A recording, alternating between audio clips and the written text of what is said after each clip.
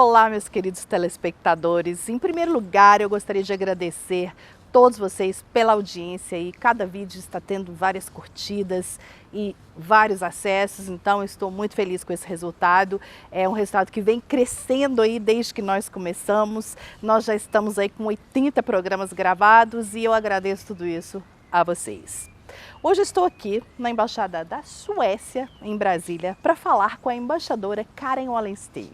Ela é uma pessoa super simpática, eu já tive o prazer de conhecê-la e ela me contou muitas coisas interessantes que muitas pessoas não sabem sobre a Suécia.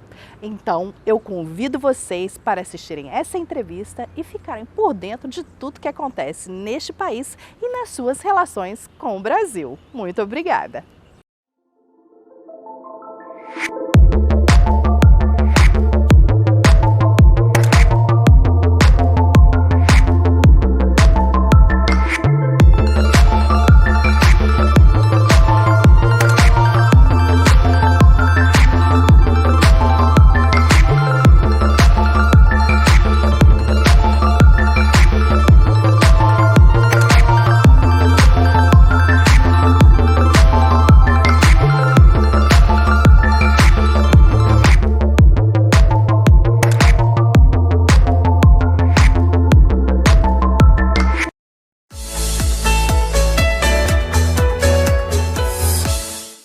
Ambassador, thank you so much for being here today at our program Mundo Diplomático. It's a pleasure to talk about your country. It's a well-developed country, an example for the world in the environment field. So, my first question for you is, I was wondering, because Sweden came from a leftist government to a center-right government. And what are these changes? Because we all know that the values of the country, they are very based. Are the core values different? Fundamentally not, I would say. I really believe that values such as human rights, gender equality, putting children's interest at the center of issues, environment, climate issues, those are all really priorities for all Swedes, regardless of where you are on the left-right scale. So I think that you will see that you will recognize Sweden in every way, even with this new government. There will be some minor changes, and we have just learned, we're just learning about the new budget of the new government, etc. But these are things that are really at the heart of all Swedes, and therefore they are also at the heart of every Swedish government. Can you talk a little bit more about gender equality in Sweden, please? Absolutely. I mean, Sweden is quite advanced when it comes to gender equality. That's not to say that we're done, that we're finished. There's always more to do. But if you look at things such as women's salaries, there's still a pay gap between men and women, but it's among the smaller in the world. If you look at women's participation in the workforce, that has for a long time been very strong. And one of the reasons why women participate as much as they do in the workforce is because we have public childcare and public elder care. And it's rather easy to get, especially for childcare, it's very easy to get that childcare, that your child can go to a daycare center and be taken care of so that the parents can go to work. This means that women don't have to stay at home to take care of their children. Also, the school day, children go to school more or less from 8 to maybe 2 to 3 in the afternoon, but they can have afternoon activities after that, so that, again, parents don't have to hurry home and pick up their children. For me, during my career, this was a good relief. I knew that my children were well taken care of during the hours when I was in the office. There's also a rather flexible system, so that when you have small children, you have the right to work fewer hours, lesser hours. I myself did not do that, but my husband did, so he worked a couple of hours less every week in order to be able to pick up the kids at daycare. There's also a very generous parental leave system. So for every child that is born, you get 13 months of paid parental leave, which is among the longer in the world. Again, you have the right to stay at home up until the child is about 18 months. And depending on how you use your parental rights, you can have a shorter or longer time. There's just one caveat, and the caveat is that the amount of time has to be split between the parents. So you only get these 13 months if some of them are used by the father or the mother. Then you get the full benefit. So this is an incentive. It doesn't force anyone to stay at home with the children, but it's an incentive to make sure that both the mother and the father takes care of the child. So it's really creating incentives for men to participate in the upbringing of the children. This is an incentive from the government. From the government, yes. And it won't be any changing because of the changing of the parties I think that would be immensely unpopular to change that. Neither the former government nor the current government will try to change it. Yeah, that's amazing, wonderful. Good to hear that. Well, yes, I mean, we pay for it. We pay pretty high taxes, and we also have a tax system that makes sure that everybody contributes to the tax, to paying the taxes. But I think it's also something that we generally agree on, that this is a good use of our tax money. Good that the taxes comes back to the people. Exactly. That's a good thing. Yeah. Ambassador, you've been here for 3.5 months. Yes. You are quite new. Yes. So I would like to ask you, what are your plans for the future, for the relation with Brazil, for the next 3 years? Let's say you stay another 3 years mostly. I hope so. I plan to stay another 3 years. Well, you know, it's exciting in both countries, because we just had a change of government, and Brazil is looking upon having a change of administration as well. So, of course, one of my priorities will be to make sure that there's a good relationship between those two governments. Institutionally, between our countries, relations are very strong. We have a strategic partnership since 2009. One part of that partnership is, of course, the fact that Brazil has chosen to buy a Swedish jet fighter, the Gripen. And Gripen is now more than just something that Sweden buys to Brazil. It's something that Sweden and Brazil create together. We are parts of the Gripen jet fighter are actually being produced here in Brazil. I saw it myself last week when I visited Sao Paulo. With the Sweden technology, right? It's Exactly. produced here with the Sweden technology. Exactly. Well, parts of it are produced, and we're moving towards having more and more produced here. But it's really a lot of competence and knowledge sharing. And we, as a country, we try to be open, and we try to share the solutions that we have. Sweden is a very innovative country, but we really want these innovations to be of the benefit for everybody who needs them. So we have a strong innovation partnership also together with Brazil. We have a section here at the embassy, the Office of Science and Innovation, that only works with science and innovation cooperation with Brazil. So these are obviously areas where I feel that Sweden has something to contribute to Brazil. But I also want to make sure that what we do is a two-way street, that we have things that we bring to Brazil, but there are also areas where we can learn from Brazil.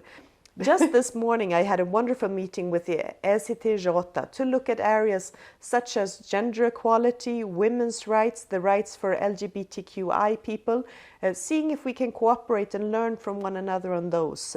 The Embaixadora is also working on issues of racism, where I think we can learn from Brazil.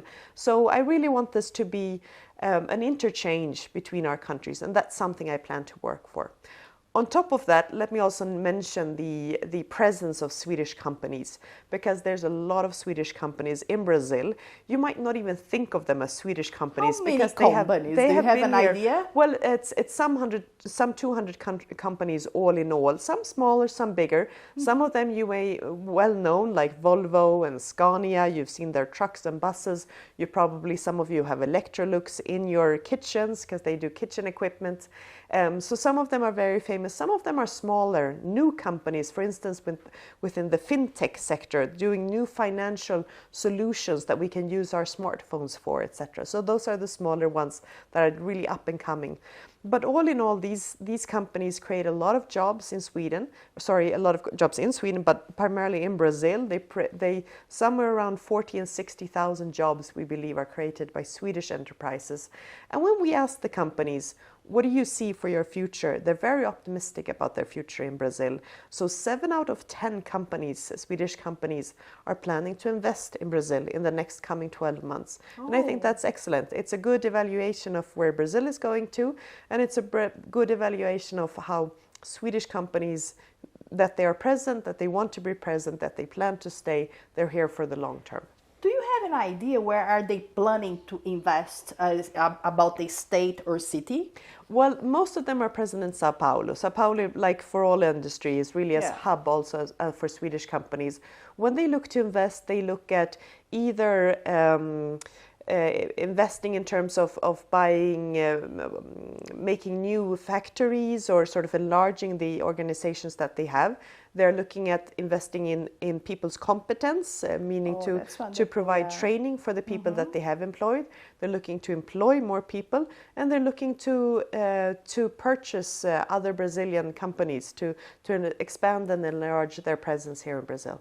Oh, that's wonderful. Good news. Yes, I hope they create more jobs for Yes. our people. And I hope they come to our region also, Brasilia. Yes, because we we encourage have that. a good area here. It's a big area, but as you said, the industrial area is São Paulo. But Brasilia is really, living in Brasilia is a quality of life. Brasilia is very green, it's very clean. Traffic sometimes is intense, but most of the time it's quite pleasant. So, and I like the fact that you have the lake in front of you. So living in Brasilia is very nice. We should encourage people to look for this city as well. Yeah, I like living here, I must say that. And Ambassador, finally, I would like to ask you about what has been done, the previous Swedish relation with Brazil, and what can be done in the future. I mean, you told me about the plans of the companies, but what can be done more about the environment and about other issues? Well, I think when it comes to environment, we've heard that the incoming Brazilian administration is looking a lot to work on climate issues and environmental issues. There's obviously a lot of attention in Sweden, like everywhere else, about what's happening in the Amazon. Not to say that we are interested in taking any decisions on behalf of Brazil, nothing like that. I mean, that's for Brazil to decide. But if we can be supportive, we should be. Sweden is a huge forest country as well. Our country is to 70% covered by forest. So we make a lot of money from those forests as well. It's been traditionally the wood industry, the forest industry, pulp and paper, that has really been one of the bases of our economy. So we understand that Brazil too needs to make money from its forestry, but we also share the challenge of how do we do that in a sustainable way? How do we make sustainable forestry? And again, this is an area where I think we could cooperate between our countries. We also have an indigenous population in Sweden, like you do here. That again provides some challenges in terms of who has the land rights, who can use the land, etc. Another area where I think we both have challenges and we can learn from each other. But what I would really like to do is also increase the people-to-people contacts. I'm very happy every time I learn about Brazilians coming to study in Sweden. There are opportunities to study in Sweden. You have to pay to attend universities, but there are also scholarships programs. So are they in English? In which language are they? Well, most of education in Sweden is in Swedish, which is a bit of a secret language. We're only about 10 million people speaking it. Well, it is, I would say that it is. But more and more, particularly master's programs, are in English. So there's ample opportunities to also find education if you're willing to have your education in English in Sweden. That's wonderful. Yeah, good to know that. Yeah. All news. Yes. So thank you so much, Ambassador. Is there anything else you would like to talk about, to say to our audience? Well, let me just say, I think there are so many similarities between Sweden and Brazil. I think on the surface, we might be a strange mix, a strange partnership. But fundamentally, what I see is that the Swedes and Brazilians, they go very well together. In all our cooperation, it's always very smooth. And I think the Brazilian flexibility matches the Swedish rigidity at sometimes. And I think we're perhaps an example of opposites attract. Creates a balance. Exactly. I think we really create a balance between our countries. Okay, thank you so much for explaining a lot about this country. And I wish to know more. Yes, we're happy to provide with the time more. I will learn more. Yes. Thank you so much for the explanations. I'll talk to you soon. Thank you so much for coming here. I really enjoyed this conversation. Thank you, Ambassador. Thank you.